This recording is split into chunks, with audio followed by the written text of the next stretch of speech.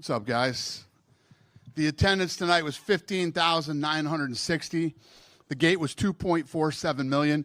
It broke the record for highest grossing fight night, beating Austin, Texas. So this is number one now. Thank you, St. Louis. Performance of the night goes to Ulberg and Ferrara, and Goff and Waters was the fight of the night. They all got $50,000. What's up? What's up? A fun event, right? And a classic Derrick Lewis performance, struggling with the grappling and then just goes and knocks him out. I don't know why they keep making me main event. I didn't want a main event. Yeah.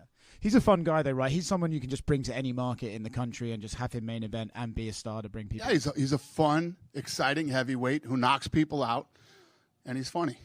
And then he strips. And he's what? And then he strips and throws his cups at people. Yeah, I missed that. Thank God. With Buckley, though, right, he called for his shot. He didn't get the main event. He got the co-main event. And he had an incredible performance. Crowd was behind him. Is doing things like that for a fighter, is that what they need to do to push themselves up in front of the fans and get more recognition? I mean, it's the thing to do. If you really believe in yourself and, especially in your hometown, the city's great weather, clean city, people are great, crowd's incredible. And he's obviously going to be a friggin' rock star here now. So people who believe in themselves and take opportunities get rewarded in way more than just here at the UFC. It takes you to a whole nother level. Obviously, look, the Apex is very convenient for the people who live in Vegas, but when you get a guy and have him perform like that in front of his home crowd, this is where someone like him can make himself a bigger star, right? Taking advantage of a position like this. Yeah, I mean, even if you're watching on ESPN, I mean, everybody, I'm sure you guys were getting texts too. It's like, they're like, Jesus Christ, it's like a pay-per-view there right now. 100%. And this is sort of when you think about how we built this business, it was taking it out of, the big markets. Like when we first got into the fight business, everybody just went to Vegas, Atlantic City, sometimes New York, sometimes LA. That's the only place that really had fights, unless you had a local kid that would fight in some, we built this business taking this thing to every city all over the world. And, as we start to get our shit together, I will call it, and start to move out and start to, go to these different cities like we used to, the whole sport just goes to another level. Do you think there'll be a time where the Apex shows are like maybe once a month, if that, or you'll use it more sparingly, or are you happy to have that? Yeah, I mean, I've been saying this for a long time. We got to get out of the Apex and start doing more events in all these different cities, and we're starting to do it. We're getting it done this year. Yeah, you talk about going to different cities. Congratulations on the new Saudi deal for the UFC and for Power Slap. Thank you. It's rare that a deal gets extended before you even have your first event. How exactly did this one come around that they wanted to just keep going into business with you? Well, it started with Power Slap. They wanted Power Slap. I got in there and started talking to them, and then we did another UFC fight too. They're talking about an event maybe later this year, next year. Is that going to be a pay-per-view, or is that another fight night for them? Fight night. Yeah, they're both fight nights. Outside of tonight as well, I wanted to say congratulations on what I assume will be the UFC's first $20 million gate with Conor's return. Is that true? Is it going to break 20 million? Yeah, it's already way over 20 million. Yeah. Is it a bit more satisfying? Because I remember there was another promoter in Espinoza who said the UFC's never done a $20 million gate, so is it fun to... Who gives a flying fuck with Espinoza, thanks. Pardon my language, ma'am. Ma'am, sorry, yeah. Yeah. Where is Espinoza? Sorry. Where is Espinoza? Yeah, who gives a shit? Okay, last one from me. Jon Jones is making headlines recently by saying, maybe he's interested in Stipe, then Alex Pereira. In your mind, is the move still do the Stipe fight, and then if he wants to fight again, it's Tom Aspinall? Yeah, it's Stipe. I think Jon's just asking, who do you like? What do you think? Kind of just feeling it out and seeing what people think. But he knows he's fighting Stipe. Stipe said that might be in New York. Is that about right? Sounds right. Dana right here. Hey, buddy. Hey. Wanted to talk about Terrence McKinney and Chase Hooper. Sorry, not Terrence McKinney. Esteban Ribovics and Chase Hooper tonight. Yeah. Both with the finishes. And there seems to be like a lottery of guys calling out Paddy Pimblett. We had Moicano and Chase Hooper and Ribovics all called out Paddy tonight. Wanted to get your thoughts on that as well. Calling Paddy out? Yeah. Yeah. I think Paddy's a fun fight for guys, and I think guys think he's super beatable, but Patty always seems to get the job done. So, yeah. And I think that guys want to call out people that will get attention, a fight that'll get a lot of attention. And Patty's definitely one of those guys. We haven't seen you in a little bit. I just wanted to get your thoughts on how fun it was to make the UFC 300 video where you kind of clap back at everybody for. It's always fun. I mean, I always love, that. I always take the low road. That's my favorite thing to do. And you kind of went viral this week. You were hanging out in New York, and there was a guy throwing boxes in the back of the FedEx truck. Just wanted to get your thoughts on that as well. My thoughts on him throwing that, I thought it was hilarious. That's why I posted it. Could he one day get a job doing anything in the UFC? I don't know. I'm sure he'll get a job doing something. It doesn't look like he loves that job. I can tell you that. Hopefully he gets a job doing something he loves to do, because that wasn't it. Dana, right here. Hi. Oh, sorry. With the success of this event in St. Louis, how often do you see the UFC coming back here? I mean, I know we would love it if you came here more regularly. Yeah, and could we ever see a pay-per-view here? Yeah, this is an incredible market. I mean, it's like I said, I love the city. City's awesome. I was only here for 2 days, but it was great. Got perfect weather here too, and people here are awesome. The fans are fucking dynamite. I mean, look at the energy in that place today. We'll definitely be back here, and absolutely we could bring a pay-per-view here. Awesome. Yeah, and you guys are number one now, all-time fight night gate, so you beat Austin, Texas. Thank you. Right here in the hat. Hi. Hi. So next week we are looking to the PBR, and you've got a very special bull competing there. Can you tell me a little bit about Twisted Seal's preparations for PBR and how you're feeling about next week? Yeah, my boy, they put a bounty on him actually for this next one, so I don't know how it's going to work out or who's going to end up riding him, but if the rider rides him, he gets $25,000, and then they're donating $25,000 to Cowboys charity, and then I'm going to match it another $25,000. So the rider will get $50 if he rides him, and $50 to Cowboys charity. And how disappointed were you when Cowboy tore his bicep? Not at all. I was actually very excited when he tore his bicep because my bull will murder him. Okay, it was insane in the first place. Cowboy's too old to be doing that shit, and now I think he knows he's too old to be doing it. That was a higher power telling him, yeah, you shouldn't be riding PBR. I got one of the nastiest bulls in the PBR. Yeah. He's certainly a rank bull, and I've got one little challenge for Cowboy myself. If you notice this BMF brand on the top of my hat, yeah, got that custom branding iron, and I said if he did his ride, I was going to let him brand me, but now I just want to let him do it. So what do you think about that? Did you say brand you? Yes, sir. Brand you? Yes, sir. You and Cowboy were made for each other. Can we make it happen? You're nuts. Can I make it happen? Yes, There's no way in hell I would make that happen. You're crazy. Brand you where? Back of the shoulder. In the back of your shoulder? Yes, sir. Why? Clout for fun. Clout for fun? I'm the BMF. I'll be the girl BMF.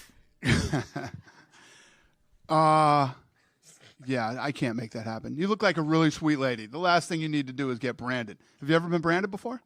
No. No? But I've done it to someone. You should probably. You do? You have? Oh, you're into some shit, huh? I got it. All right. I don't know. Maybe talk to Eric. Maybe Eric will hook you up with Cowboy. I'll see you in Arlington. All right. Thank you. Hi. Right here. So what did you think of Joaquin Buckley's performance tonight? Incredible. I mean, he asked for this fight. He fought a guy that was smashing people, in the first round, and he went out and took the fight to him, and incredible performance in your hometown. In my experience, it's funny because you have some guys who are like, it's my dream to fight in my hometown, but most people don't want to fight in their hometowns. It's a lot of pressure. Everybody hitting you up for tickets. It's a different vibe when you fight in your hometown. Buckley called for this, came out, he delivered, and that guy's going to be a rock star here now. People who didn't know who the hell he was yesterday know who he is today. Yeah, I'm really good friends with Buckley, and he was saying he was contemplating whether to try to get on the St. Louis card or fight like a ranked guy, but he's game. So Yeah. Yeah. Well, this guy wasn't ranked, but this guy's nasty. This is a guy that, this is a guy that most people in Buckley's position don't call out. If you're Buckley, when you look where he's ranked, you want to fight a guy higher in the rankings, not take that kind of a risk to fight a killer like this guy and possibly lose. He would have fell out of the rankings if he lost. Right. Yeah. Fucking awesome move. This is the type of shit that fight fans love. Yeah. Couple of guys asking to be in the UFC game. Chase Hooper came in here and said that you kind of get a pool of fighters and you get to approve it. Is that true? That is true. Okay. Can we see Chase anytime soon in there? Sure. You want me to do it? Is that what you're asking me? I mean, I want Buckley in there, but, it's personal. Yeah. You know what? I think tonight he earned a spot in the UFC video game. Tonight was, if you look at how hard that kid's been working, came in here at a very young age and very one-dimensional. And he actually dropped him in the first round with a punch. He's coming to his own. He put on a great performance tonight. Yeah, he said he's going to do a challenge whenever he does get in the game of, having fans try to knock somebody out with Chase as a player, so that's pretty funny. Did you stop by Ted Drew's earlier? Did I stop? By Ted Drew's Frozen Custard earlier? I did. How was that?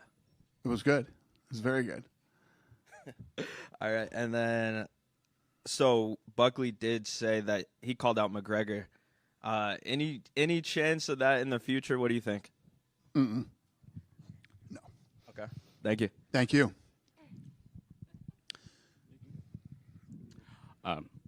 Dan, a quick question. Mark Shapiro said earlier this week that the Sphere would be a one-and-done thing. Was that always the plan, or has it been one of those things that as you guys have gotten into the planning and how complex it is, that's just kind of developed into? I went to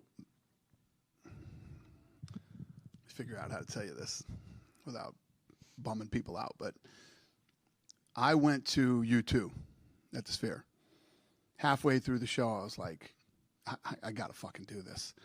Left, called my head of production and said, get ready. You and your guys are going to U2 next weekend. I want you guys to go to the show. We're doing the Sphere.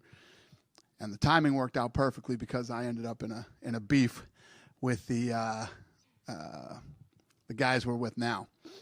And in that beef, I walked out with the Sphere, able to do it because we're under contract. I couldn't just go do the Sphere. I'm telling you guys right now, we just went through the storyboards 2 days ago on this thing.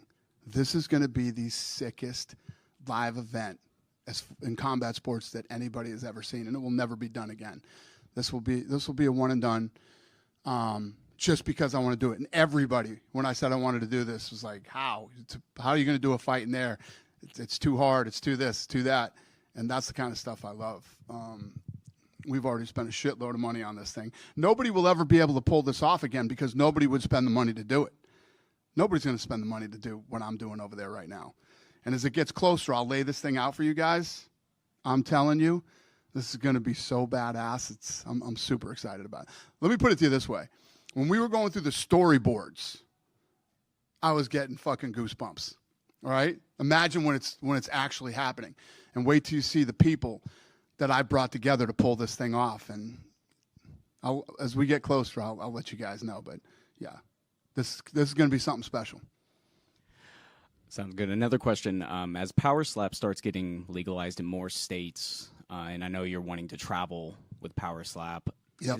Are you at all in the future envisioning a scenario where you guys do the UFC and Power Slap in the same weekend in the same city? Mm-hmm. Yeah, it's going to happen. We already have those dates set up right now. Yeah, where Power Slap goes Friday and UFC goes Saturday. And last one from me. And then you're going to see Friday Power Slap, Saturday UFC, and Sunday WWE. I mean, you'll start seeing that stuff too. This last one for me. You made an appearance on the Nelk video with them storm chasing in the Midwest. Yeah. I think you were on FaceTime with Bob Menery. Yeah. You were in Kansas City last year, St. Louis this year. Any desire on your end to do some tornado chasing here in the Midwest? Not really. I would like to avoid as many tornadoes as possible. You know, I love the Midwest. You guys are crazy. I would never live in a place where they have tornadoes, man. That's got to be the scariest shit of all time. Yeah, not my thing. There's no natural disasters in Vegas. I'm good. Dana, congrats first of all for this successful event. We love to have you here in the Midwest. Thank you. I think it was a great event. My first question, I want to ask you about the performance of Waldo Salsa Boy. What do you think about him? He said that he's ready for. Who was it? For Waldo Cortez, Salsa Boy. Waldo. Oh yeah, okay. What about him? What do you think about his performance today? About how did he do today in his win, his victory? I think overall. That everybody tonight. I mean, everybody who won tonight came out and delivered. I don't know if it was like. I think that when you get the type of fans that you have here and you have the energy. I mean, from the first fight of the night, this place was almost full and the people were in there going crazy. And I think that when you have this type of atmosphere and fans like here in St. Louis, it takes everybody to the next level.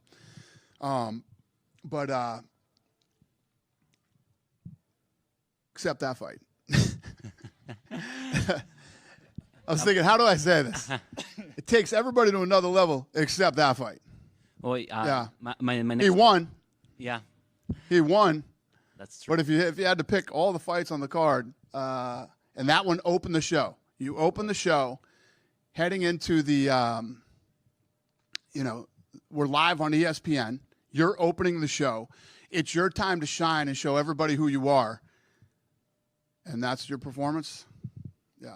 Perfect. I don't know. You guys tell me, if you go through the card and you had to pick, if I was giving out a bonus for shittiest fight of the night, who would you guys give it to? Yeah? Everybody's in agreement? Yeah. All right. Is that why you asked that question, or were you looking for me to pump him up and talk about? I just wanted to know your thoughts, about his performance, because I don't exactly know how to say it, but shittiest fight of the night. Is that what you were trying to say? I'm not. You just didn't want to say. You wanted to say it? I'm not allowed to say that, but I just wanted to know what was your thought about that one. Following up, my second question. I know you said that the event on the Sphere and everything. Just wanted to know. Besides all the money that you guys are investing, I know that right now boxing, they're preparing a super big fight for September. You know that Independence Day for Mexico, and it's really important for a lot of Latin American people. How do you guys see that event, that UFC event for that month? How's it looking till this day? What's the question? Yeah, for those fights. You talking about the Sphere? Yeah. We're gonna announce all that stuff soon. This is going to be a fucking masterpiece, man. This is going to be this. I'm telling you right now, and this will be a fact. This is a fact. This will never be done again. You know what's going to happen when I do this event at the Sphere? Every other event that goes in there is going to go, motherfucker. What do we do now? How do we even come close to competing with this? We're going to fucking blow the doors off anything that ever goes into that arena again. I fucking guarantee it. That answer your question? That answers my question. And then my very last was not a question. I was really fortunate to get that Derrick Lewis cup. Would you mind signing it? I would prefer not to, but I mean, you were very lucky to catch that. Yeah, it was right in front of me. He signed it, so I really like it. Today is your lucky day. I really would like you to sign it. Okay. Sure. All right. Thank you, Dana. All right. Why don't you have him sign it? Oh, he did? Yeah. All right. Dana. Okay. I just had one more. We were talking to Derrick Lewis this week, and he had mentioned that he might have been in talks with WWE as well, just to check them out. In the past, there'd been some wrestlers like Bobby Lashley and Jake Hager that went back and forth between wrestling and fighting in MMA. Yeah. Do you think there's a possibility for like some UFC guys to go to like a pay-per-view and make appearances or compete or anything like that? Well, I didn't know that, but yeah, I would do anything for Derrick Lewis. I really like Derrick Lewis a lot. So, and listen, some of the fighters who fight here, have always dreamed about doing a WWE match or whatever it is, and yeah, I don't have a problem with that. I mean, I didn't have a problem with that when Vince was consistently fucking me for no reason. And, now that that's not the case anymore, I, obviously would absolutely do it. Could we ever see you as like a special guest referee one day? Me? Yeah, that I guarantee you will not. No, never. You guys good? I got 2 questions. Go ahead, sir. What do you got? Both about another St. Louis fighter, Sean Woodson. He's 6-1-1. He had a good fight today. He's on a roll this year. I asked you about where you see his future in UFC. Yeah, I mean, he fought a great fight tonight against a tough kid. I respect Alex so much. That kid always shows up to fight, always shows up to win, always goes after it. Yeah. And before he was on your Contender Series back in 19, he started his career here at Shamrock. I guess it's Shamrock FC. I forget the promotion.